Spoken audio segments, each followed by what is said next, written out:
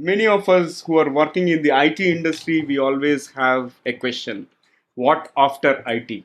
And we are yet to see the first generation of retirees from IT industry, but many a times we see people switching from IT to follow their passion and all. Is one of those senior IT leaders who has transitioned himself into an entrepreneur. So in today's episode, let us chat with Manny. So this is the Guiding Voice podcast series, the Guiding Voice for a Better Future. Folks, I'm your host Navin Samala, just a fellow IT professional on a mission to shape the careers and lives of millions across the globe. And through the Guiding Voice, we help and enable successful leaders share their knowledge and wisdom with the world so that our audience will acquire more knowledge by tuning into the Guiding Voice per every minute than any other podcast in this space. Thank you so much for joining me today. And we are extremely pleased to have Manny part of the Guiding Voice journey in shaping the careers and lives of millions across the globe. Manny, I'm super excited to learn about your entrepreneurial journey and all, and I'm super pleased to have you part of today's conversation. Hearty welcome to the Guiding Voice. Thank you. I really appreciate it. I did get the opportunity to see a few of your episodes, and I really enjoyed what I heard. I think it's absolutely brilliant what you're doing, and I hope that this conversation will inspire other people, including fellow potential IT professionals who want to become entrepreneurs, find out where to get started. And it's very interesting how some people, they have this notion where you're either working your corporate job or you're doing entrepreneurship. But it's actually not a binary thing. Throughout my whole journey, I was actually able to maintain both professions at a very high level. So I think time management is the key, man. I think it's all about time management, and it's all about taking the learnings in the job that you work in the daytime. And I hate to say day job because I genuinely enjoy what I do. I genuinely enjoy getting paid to solve problems. I genuinely enjoy getting paid to advise executive leadership on how to implement the latest, greatest digital tools. So yeah. Overall, I think this is going to be a great, productive conversation. I'm really looking forward to it. Absolutely, I'm looking forward to it too. And now let's jump into the conversation, Manny. Let's talk very briefly about your career journey and especially the top 3 things that have helped you so far to be successful in your life. Definitely. So I think that one of the reasons why I was able to accelerate my career and get, move up the ladder fairly quickly was because in my early 20s, I was working at a consultancy. It was one of the top 4 in the world. It was a top 4 consultancy, and I was probably plugging in 60 hours a week. I was probably plugging in 60 hours a week at the job. And I also was still doing entrepreneurship in the evening. I was also running side businesses. I actually had a website that got 1 million views in 2020. It was the culmination of many, many years' work. It was definitely the culmination of many, many years' work. But learning how to manage vendors, learning how to manage contractors, learning how to recruit, learning how to budget, learning how to run effective project meetings, and being able to design efficient processes. That is actually one thing that has served my corporate career very, very well.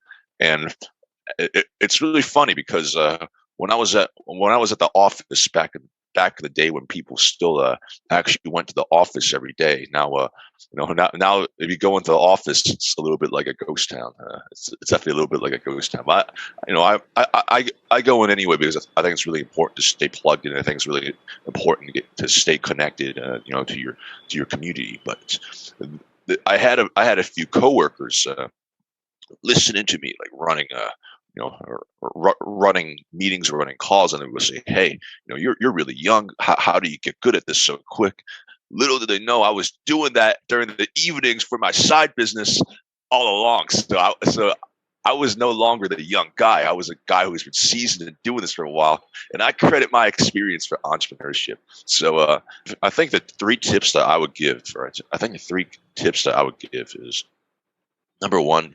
Get very good at managing time, and working is essentially 2 jobs, 2 very highly demanding jobs. Really taught me how to manage my time.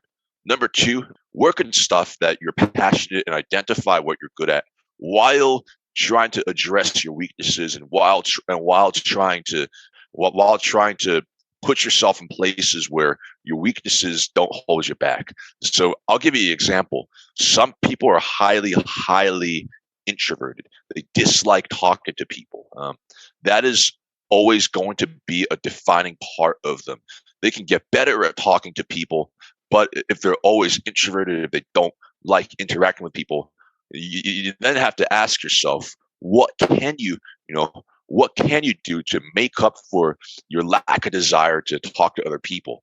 Maybe to rectify this, you can, really buckle down and increase your technical skill. That's a great example of someone using a strength to compensate for the weakness. For my case, I would actually say that my technical skills, one of the things that I did for my business, Heaven's Pantry, was I actually built a script that can scrape leads online. So, but my technical skills are definitely one of my weaker areas. So what does that mean for someone like me? I think, I worked on my technical skills to the point where I have a good grasp, I have a good appreciation, I have a good understanding of the technology, and I can even build simple tools for personal use, and so I can truly understand how the sausage is made. But I accept that this is my weakness. I'm going to compensate for it by doing the best I can to make it less of a weakness. But I'll rely on my other skills, such as being able to talk to people, such as enthusiasm, such as positive energy, and that compensates for me not being the best technically. So and that didn't hold me back career wise either. So that's my second tip. Find out what you're good at and use that to compensate for what you're not good at, but while still working on what you're not good at. For example, that introverted guy, he should still practice talking to people. And by the way, I'm actually introverted too. I just like talking about things I'm really passionate about. Let's go over to my last tip of advice.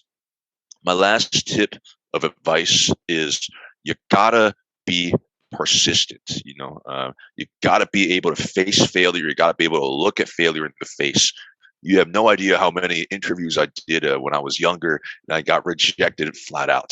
I was not always the best interviewer, and I think that interviewing is when I many years ago, I thought interviewing was like, hey, I need to convince someone that I'm good enough to do a particular job. I need to convince someone that the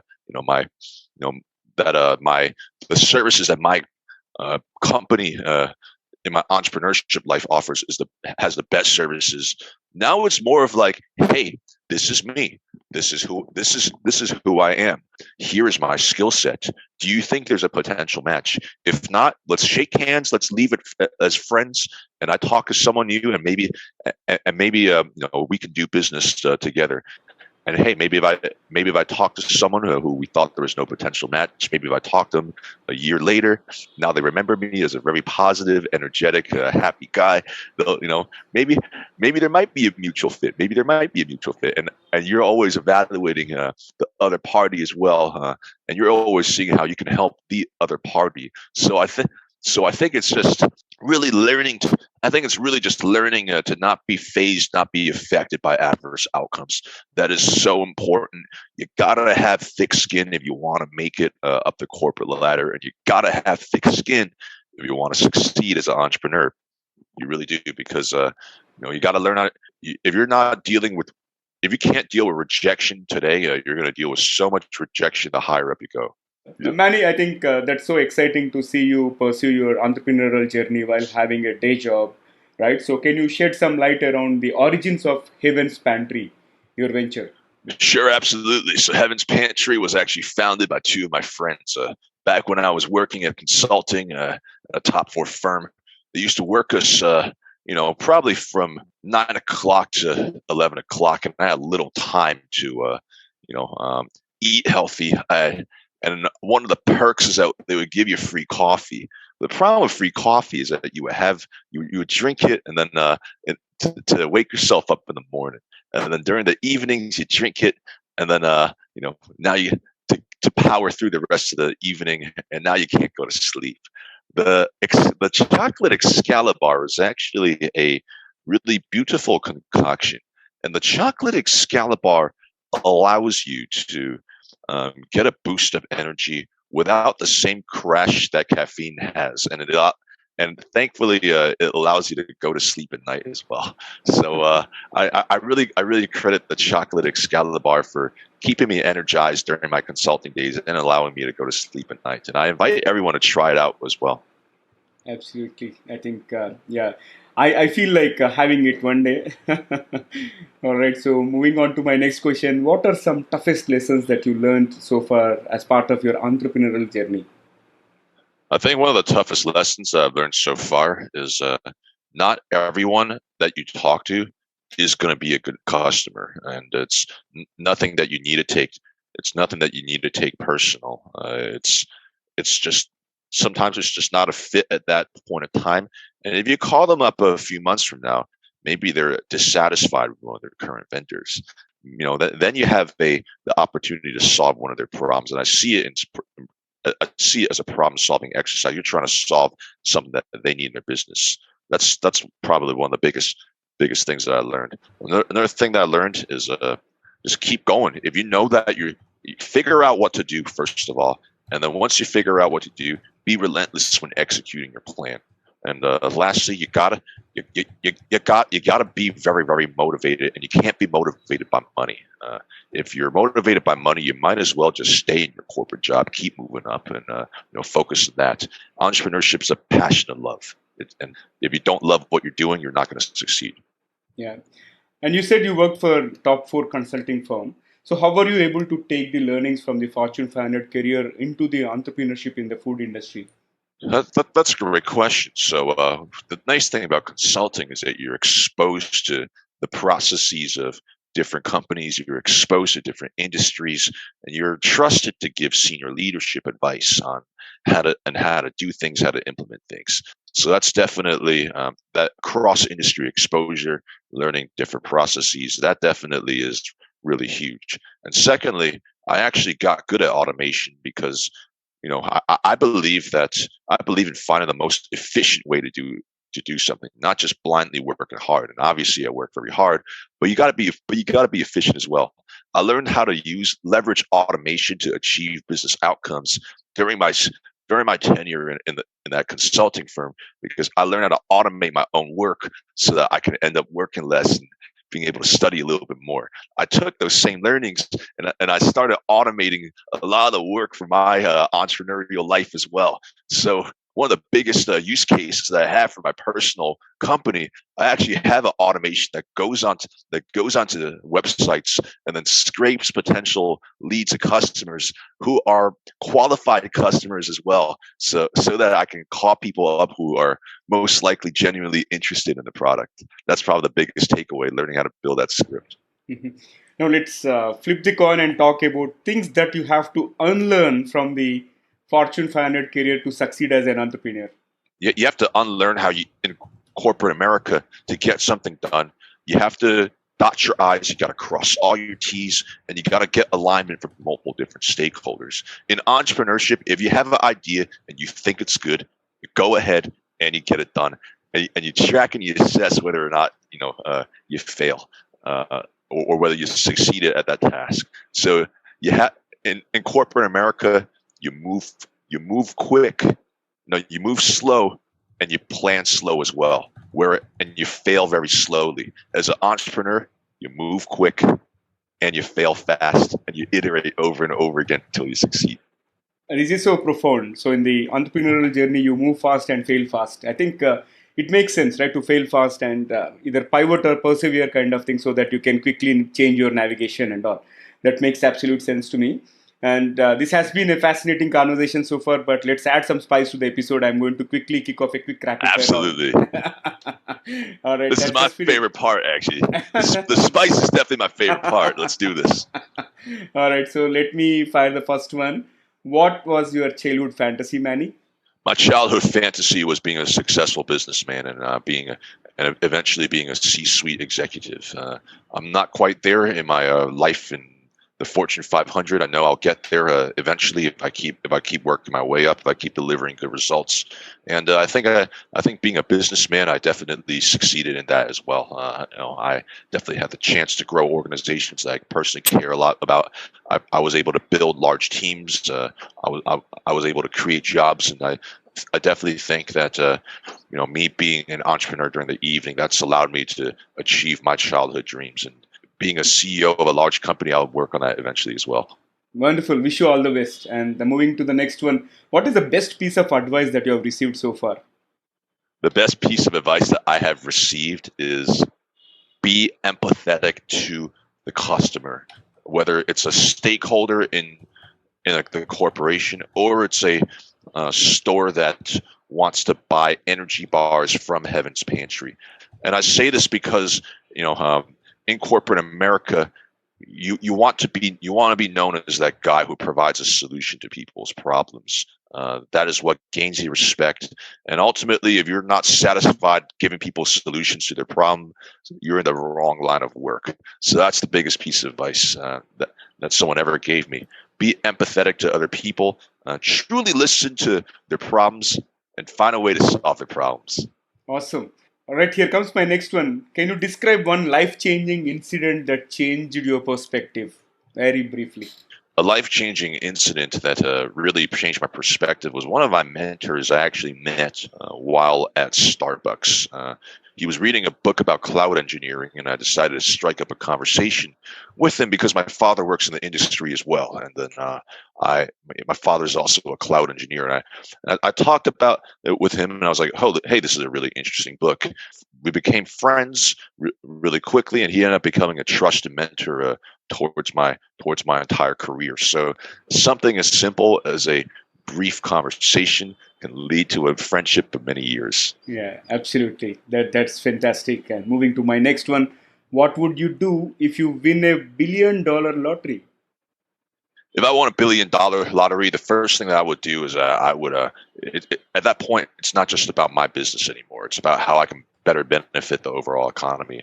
And number one thing I would do is someone gave me $1 billion. I'm a very frugal, I'm a very minimalistic guy. I don't need a lot to be happy, but I want to make sure this world is a better place. The first thing I would do is I would use that money to create high quality jobs. I would use that money to create jobs that benefit society, and I would use and work towards a greater goal that benefits humanity. So I would use that $1 billion to create jobs. Awesome, and good luck. Definitely, you are going to win someday. Last one. Let me fire the last bullet out of the rapid fire, Manny. What is one electronic gadget that you would like to see or invent yourself? What is one of the gadgets I would like to see or invent myself? So I actually am working on an automation script that messages our leads that we picked up. So that's actually a cool gadget that I'm going to have built out pretty soon. It was actually built out already, but I just needed a little bit of a break fix. So that's something really cool that I'm personally capable of building myself. Excellent. All right, so that was a great rapid fire round, and let me flip back to the mainstream and ask you one final question for today's conversation. So, Manny, Absolutely. what will be your one piece of advice to those aspiring to make big in their careers or lives? Anything. I think you have to have a reason for it. If you're just working for money, then you're a very lost man. And, money at the end of the day is not how you is not the purpose of life. It is what money allows you to do. It's the ability of money to help the community around you, the people that you love, the people that you care about, and the causes, the missions that you want to see succeed. Do not ever work for money. You will not be a very successful person. You'll actually likely be broke because if you're not good at what you do, people aren't willing to pay you. So do not work for money. Have a higher purpose, whether it's taking care of your family, whether it's philanthropy, whether it's wanting to build an organization that shapes our world or society in the direction that you want to go. Find that purpose, and I will not tell you what that purpose is because you got to figure that out yourself. Awesome. That's a profound advice. And Manny, thank you so much for being part of the Guiding Voice journey in shaping the careers and lives of millions across the globe. It was super to have a conversation with you, and really delighted to have you as a guest. Thank you so much. Naveen, I really appreciate your time and I look forward to staying in touch. All right, definitely. So, pleasure to host you, Manny.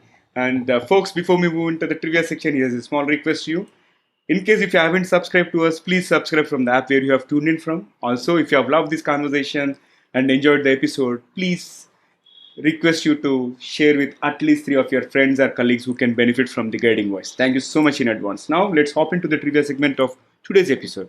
Today's trivia is about a few entrepreneurship facts. In 2019, the total entrepreneurial activity, which is called as TEA, increased to a record high of 17.4%. And the COVID-19 pandemic has shut about 31% of small businesses, and about 12% of business owners only have a high school diploma. Not only that, the Gen X makes 46% of small business owners, which means they are really thriving for entrepreneurship. And only 64% of the SMBs have a website. These are all some interesting facts that I have gathered about entrepreneurship. And in case if you have come across any of the entrepreneurship facts, I would look forward to seeing your comments either on YouTube channel or through social media platform. And that's all for today, folks. Thank you so much for joining me. And before I let you go, request you to share your topic recommendations or any guest speaker suggestions either through social media or email us at theguidingvoiceforyou@gmail.com. I'm your host Naveen Samala, just a fellow IT professional and a passionate learner on a mission to make a difference in the careers and lives of millions across the globe. Until next time, bye-bye. Thank you so much.